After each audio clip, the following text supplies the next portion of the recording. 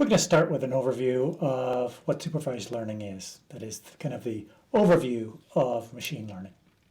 So we can look at traditional programming as something like this.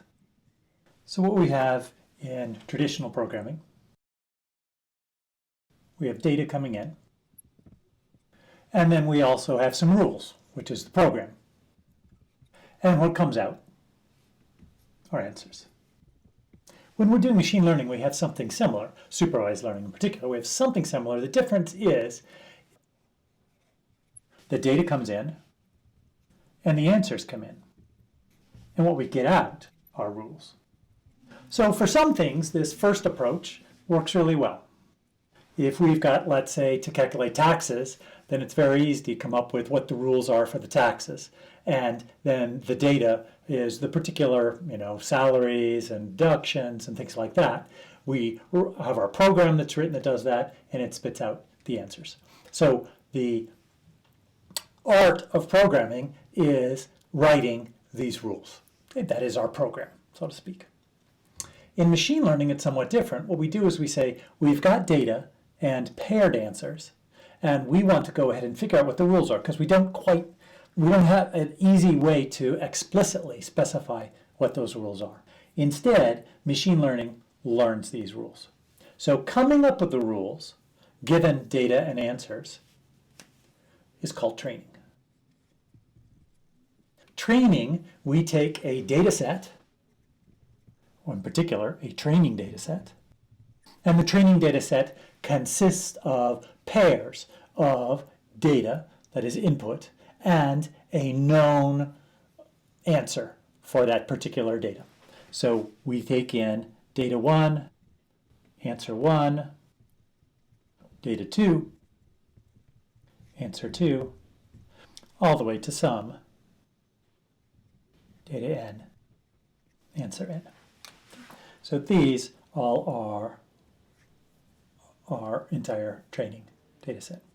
What we have here is it's supervised learning. The theory is what we're doing is the machine learning is trying to learn what correct answers are, and then it gets told as it is doing part of its training whether it's right or wrong, okay? Because it's an iterative process. So it's told, for this given data, you said the answer is this, here is the real answer. You said the answer is this, here's the real answer, and so on. So let's come up with an examples of training data sets. We might have, for instance, images. So categorization of images. So we want to categorize images into some different classes. Let's look at a particularly simple example, right? Let's say our training data set is images. So we've got images, and unfortunately these are, I'm not a very good artist, so these will just be representational. So let's say we've got images like that, and we're trying to categorize whether it's, let's say happy faces or sad faces. So this could be our training data element number 1. Instead of using data 1 and answer 1, let's just use it actually x and y. So we'll normally refer to these as x and these as y. So this could be x sub 1, and y sub 1 is an indication whether this is a happy face or a sad face. So let's just say happy faces are a 1. And similarly, x sub 2 is, let's say, a different happy face. And here, this is also a 1. And then we have another instance. Right, we have a bunch of instances. Our last instance is something like this, which is sad. And this is y sub n. How did we get these labels? We got those from some expert labeling, usually from a human. So let's say we had a human that went through and looked through all of these images and said, for all n images, is this happy, is this sad? And marked it with a 1 or a 0.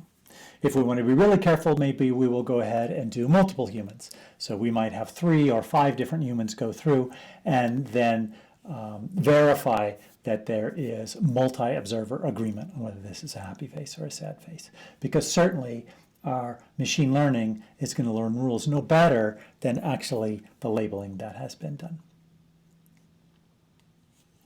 So that's the idea of machine learning, is that we come up with these rules. But what do we actually do with these rules? Well, eventually what we want to be doing is just sending in data and coming up with answers, just like we did in traditional programming, because the problem we're trying to solve is we've got some data and we've got some answers for it. And what we did is said, okay, as a shortcut, we're going to go ahead and feed in labeled data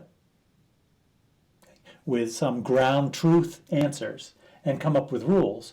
But later on, what we need to do is actually, right, so we're going to call this inference time.